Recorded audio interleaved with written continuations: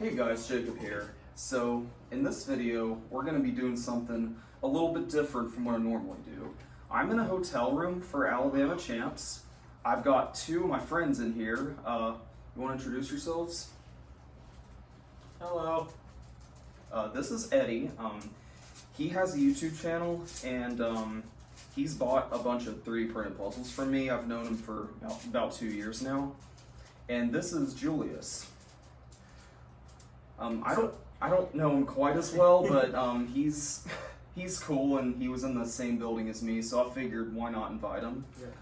And what we're gonna do is we're gonna do a collaborative review of my 3D printed 23 by 23. And how it's gonna work is we're gonna put it in the checkerboard. There's 3 of us, so each one of us is going to do an axis. And as we're turning it, as we're doing our axis, we're going to just briefly talk about our thoughts and opinions on the overall turning quality of the cube. And by the time we're done, the cube will be in the checkerboard pattern. So with that said, I will do the first axis, which is yellow and white.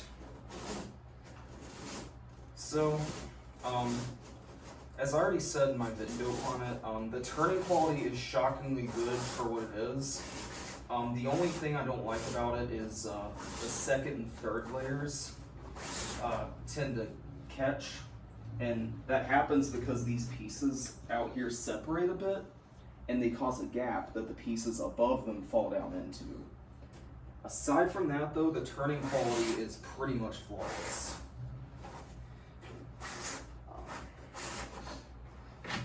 And it just shows how far 3D printing has come, how you can just make 3D printed puzzles compact like this and have such good detail. So, next up is the green and blue axis, which Eddie's going to do. Alright. So like the outer layers is like, it's really fun to like keep going like this. And then I do notice like it's like slight on them. I suggest setting on the table. So like, I mean, as long as you're like slow with it and not like going like too rough with it, there shouldn't be too much of there shouldn't be like that big of a problem with it.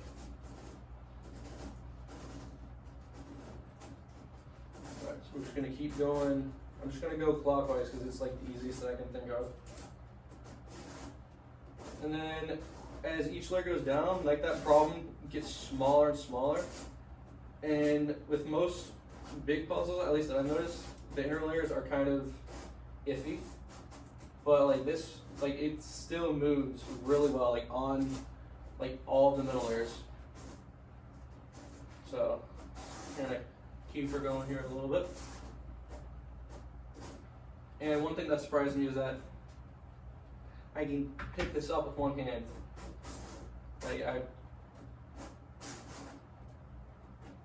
I was genuinely surprised that it's like easy to pick up with one hand rather than like 2 because of its size.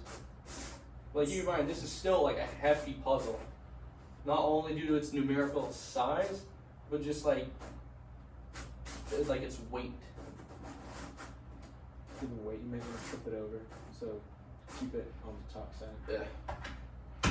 Yeah, I was about to suggest doing that. Thank you. Okay. So we're over halfway. Just gonna keep this going. And like the movement is like very crisp.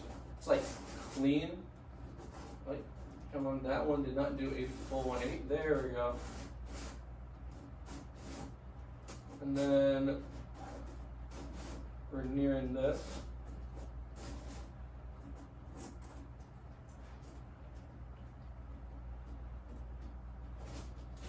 So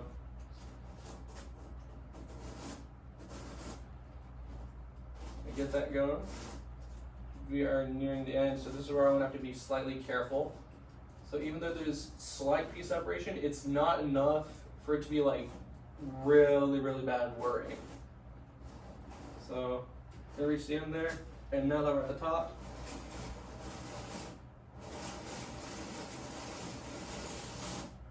Kind of sounds like whenever you're just like rubbing against like a record player, or just like one of those like textured like bookmarks. That's a good way to put it, actually. I never thought about that. Hey, you know, like if you go to like a book fair and you get like one of those like textured bookmarks. That's what it reminds me of. All right, and Julius will do the honors of finishing the checkerboard pattern. Now, Julius, what are your thoughts on the cube? I find it pretty amazing because, like, not only is this pushing the limits of cubing, it's pushing the limits of 3D printing. Because, like, these pieces are teeny. Like, these things are, like, what, millimeters? They're 3.5 millimeters. Yeah, 3.5 millimeters each. So, like, not only is that impressive for 3D printing, seeing as how far along that's come, being able to build complex mechanisms like this, but it also shows how far cubing has come. Because, like, we used to think the 6x6 wasn't possible because of the way that it was, and then we figured out, you know, just make the edges bigger. But even you've pushed the limits on that with your proportional 7x7 And the 8x8 and 8x8. Yeah, you can, those puzzles are possible because you can deviate slightly from the usual turning. Instead of a circular path, it follows a squircle path, which presses the corners inwards and causes them to overhang by a tiny amount. And with that method, what did you say the largest that you think is, like up to 9, 10? The geometric limit is 9x9, although you would have very thin corners, but in theory it would be possible. Especially if you scale it up, the quality would be better. Yeah, like if you make it like... But with the 0.25 nozzle that I used to print that cube, I might not have to scale it up as much.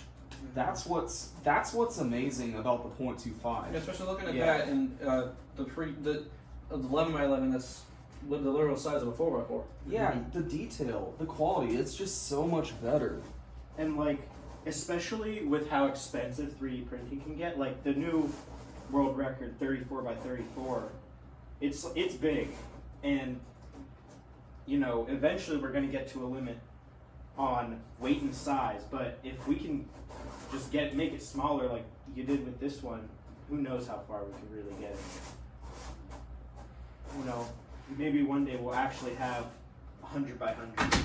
That is very much within feasible means now, especially with what we have, which is only going to get better in the future. Yeah, it was like what you did for this and what Matt did for the 34.